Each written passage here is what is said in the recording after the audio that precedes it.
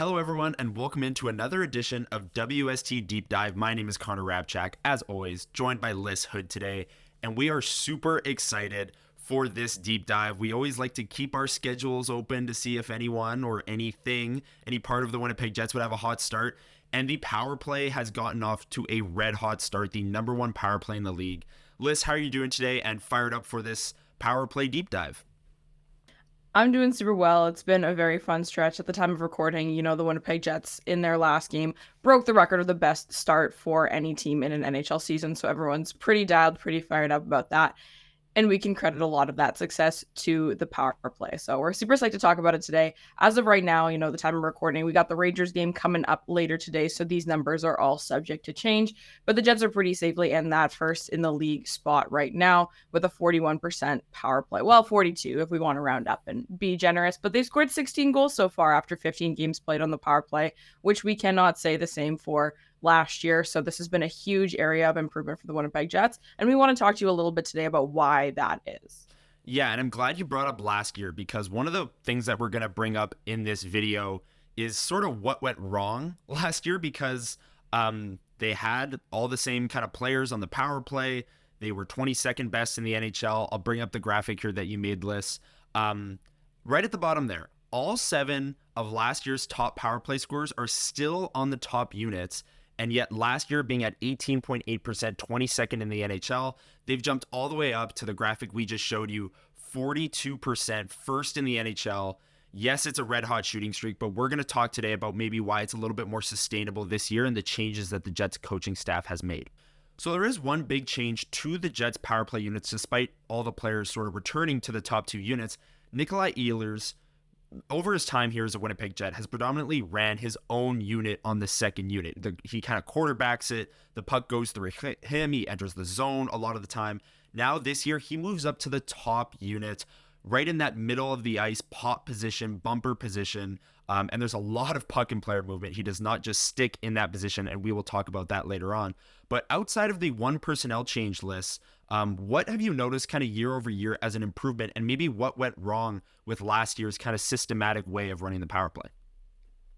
Yeah, well, I think first and foremost, when it comes to the structure, we are able to very easily observe what the structure is, how it's going, why it's going well, because they get to use it a lot more. What I mean by that is this is very, the personnel and the structure kind of go hand in hand. Having Nikolai Ehlers on that top unit simply allows the Winnipeg Jets to play more of those 2 minutes in the offensive zone. We're seeing a lot less having to double back, Josh Morrissey having to do the full skate and chasing the puck down the ice and everything. When you have the zone entry merchant that is Nikolai Ehlers, there's just a lot more opportunity on the power play to get those shots in, to get those goals in. So that's been a huge improvement.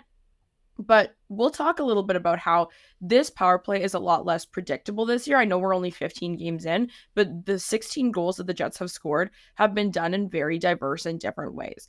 Last year, it was pretty predictable to see how this static power play was going to try and move the puck, and most often it was going to try and come through Mark Scheifele. A lot of Winnipeg Jets fans have wanted Mark Scheifele to go back into the pop position because they didn't like him on the wall. I don't think the reason that they were upset with this situation was because Mark Scheifele is necessarily bad on the wall. I think it's because too much of the power play was being forced through his stick. So you can see in a screenshot like this, for example, where the Winnipeg Jets are very well set up in their classic 1-3-1 setup that they have done for, quite a few years now. This puck is not going through to Kyle Connor, who leagues other teams in the league considered to be the Winnipeg Jets' best power play threat, one of the best shooters in the entire NHL. This puck doesn't have a clear lane through to that player, especially when this puck is trying to go through Mark Scheifele's stick on more occasions than it necessarily needs to be. When you're forcing any one player, this isn't a knock at Mark Scheifele, this is a knock at what everyone was trying to do based on what the coaching staff was telling them and what the structure was. Too many pucks were being funneled towards this one player, and it ended up leading towards a very predictable power play that didn't have a lot of creativity and a lot of options. And it was pretty easy, even Jets fans, we could sit there and we could watch and you'd say, I know exactly where this puck is going next. That's the biggest difference this year, is that there's a lot more diversified options when it comes to how the puck is being moved around, who's shooting, who's the threat, and also how the unit is actually moving and not just staying stuck in the 1-3-1.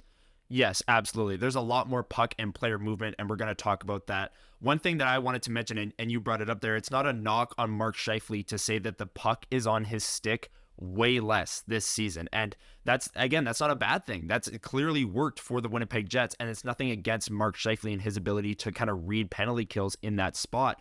But there's just more emphasis. They're moving the puck quicker. There's more of a plan, it looks like. And we're going to talk all about that. That's kind of what went wrong last year. Now let's get into what's going so right for the Winnipeg Jets in 2024-25. So let's dive into why this power play unit is playing so well this year and why maybe it's more sustainable than some of the hot streaks that they had last year. Yes, they are shooting at a crazy percentage right now. I think Cole Perfetti's over 40% on that second unit in terms of power play shooting percentage. So they're bound to come down a little bit. Like, this power play is not going to be over 40%. Well, maybe it will be, but I would not bet on this power play being over 40% by the end of the season, but we're going to dive into why maybe it's a little bit more sustainable than the hot streaks that they had last season. And Lyss, the main point you brought up was the ability to maximize these players' talents, because the truth is a lot of the unit is the same from last year. Yeah, absolutely. And I think one point that I kind of wanted to start this off with is talking a little bit about the personnel and everything. I know it would be so much more fun for everyone, so much easier to digest and understand if it was like, this is the one thing that has turned this power play from bad into good. It's not that, but that's actually a good thing, because that means that it's a lot more sustainable. I'm using the word diversified a lot, but that's really important when it comes to this sort of thing. This isn't like an Alex Ovechkin situation, right? Where if that player were to get injured, the power play loses all of its threats, right? This first unit and the second unit, which we'll dive into as well, has a lot of different threats that are being used really well right now. And one thing that I think is kind of, this maybe is more of a conspiracy theory, but I really want to talk about it because we can watch how players are adjusting. But the Winnipeg Jets have threats on the power play in specific spots. The first person to ever talk to me about this sort of thing was actually Murat Atesh from The Athletic. Always got to shout out Murat on these types of shows because he always brings up the most interesting points. But this was a few years ago when we were talking about the 2017-18 Winnipeg Jets power play, which, if you'll remember, Mark Scheifele was scoring like nobody's business. Kyle Connor and Patrick Laine were shooting the lights out as well. It was really fun. Everyone credited Blake Wheeler for that power play because he quarterbacked it. He was placing the puck. He did an excellent job. Murat brought up the concept of a gravity score. And for those of you who don't follow basketball, if you don't know what basketball is, this isn't a term that we use in hockey a ton, but it's something in basketball where you have a guy like Steph Curry, who is known to be a league best shooter. When Steph Curry is on the 3-point line and getting ready to shoot, even if he doesn't have the ball, the team that's defending is going to pull towards him a little bit more because they know what kind of threat he turns into when he gets the ball. The point guy in the 2017-18 playoffs for the Winnipeg Jets was Dustin Byfuglien. Defending penalty killing units do not want to give that man the chance to shoot the puck because he was a crazy threat with his shot from the top. When you pull apart the penalty killing unit a little bit, it opens up more of a seam in the middle that allows guys like Blake Wheeler to pass the puck. So last year, no offense to Josh Morrissey by any means, Josh Morrissey is not the same threat that Dustin Byfuglien was on the power play. No one is cheating up on the penalty kill because they're worried about Josh Morrissey's bomb of a shot. Josh Morrissey has a great shot, but so does every power play quarterbacking defenseman in the NHL. So this is a graphic of just kind of the layout that the Winnipeg Jets power play sort of looked like last year. Sean Monahan in the pop position, Kyle Connor on the flank. Mark Scheifele is quarterbacking this. This penalty killing unit here is condensed. It's in the middle. It's covering these guys. Now, you're probably wondering where I'm going with this because Josh Morrissey is still the power play quarterback. The same outcome happens when you have a threat in front of the net.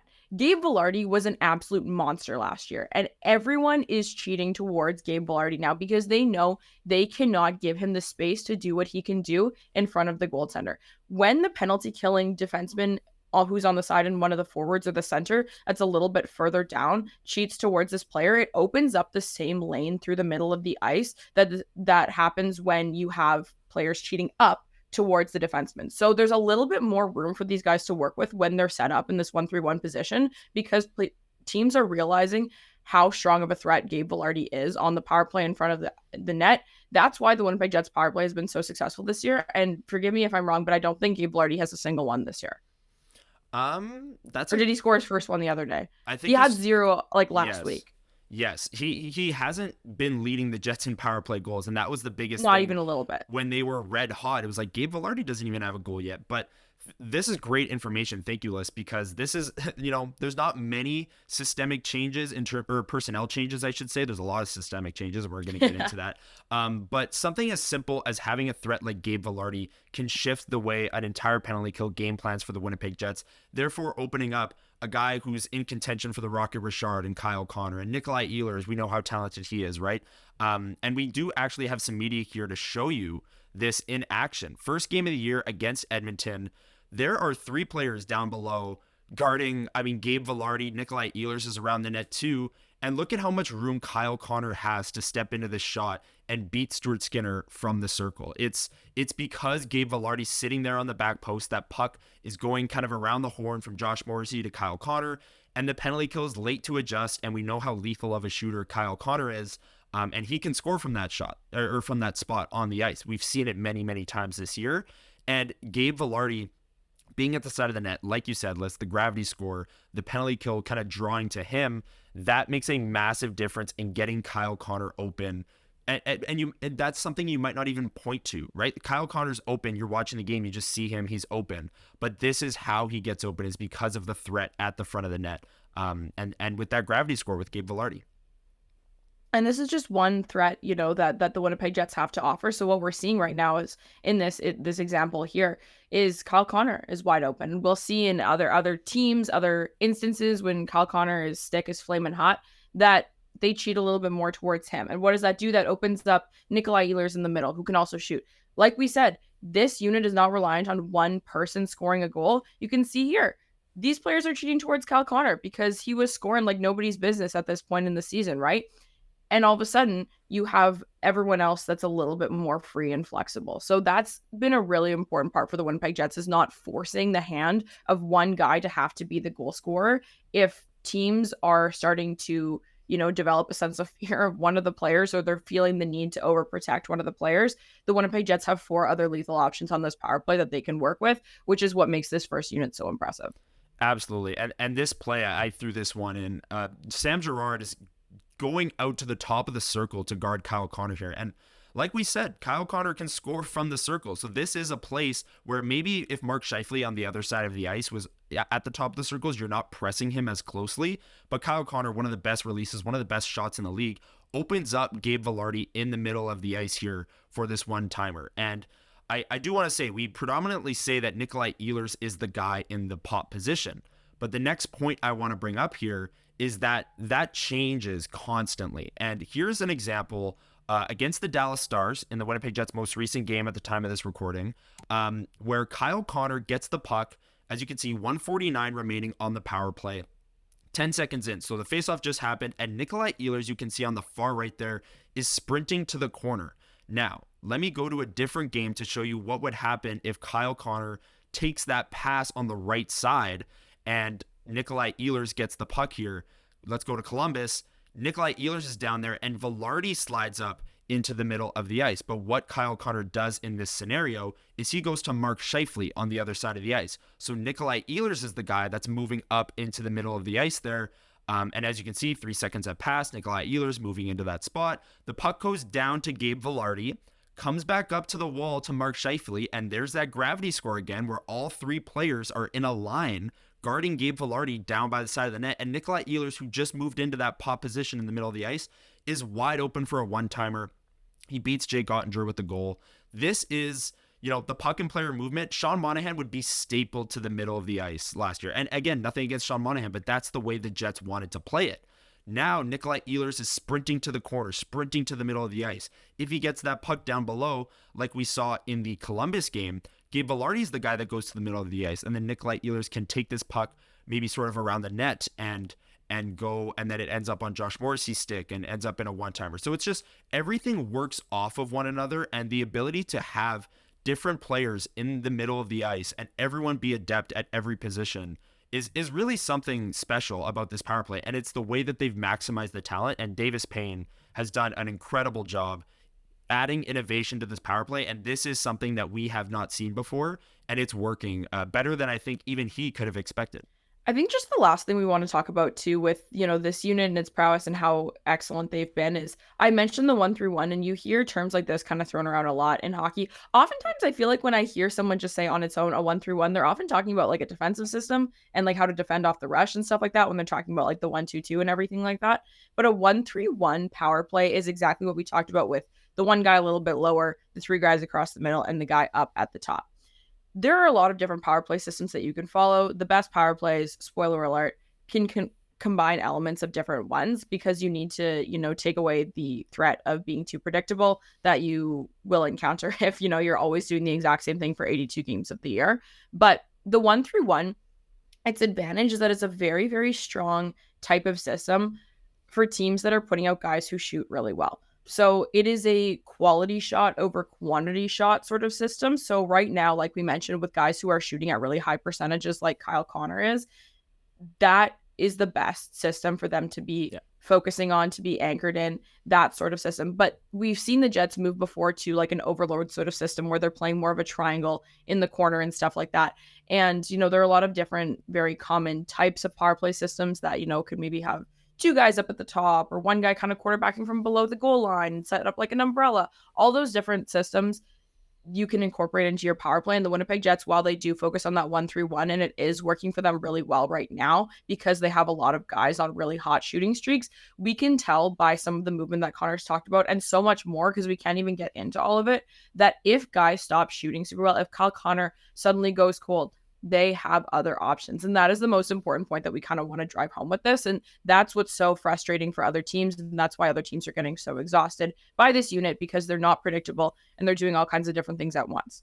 And then what happens after that is that you've spent the last minute dealing with this unit, not knowing exactly what they're going to do, having these really strong shooters. And if they don't score, out comes the second unit who plays a completely different style of hockey and has completely different threats. I can't even imagine trying to penalty kill against this Winnipeg Jets team right now. Connor, let's talk about with that second unit a little bit. Obviously, the first unit is the focal point that we've focused on for a lot of this video, but the second unit deserves its flowers as well. Yeah, and Cole Perfetti was one of the guys that I brought up on that hot shooting streak, shooting over 40% on the power play. So let's dive into the second unit. I do have some clips here, media, from this Dallas game once again, where the Winnipeg Jets second unit is on the ice.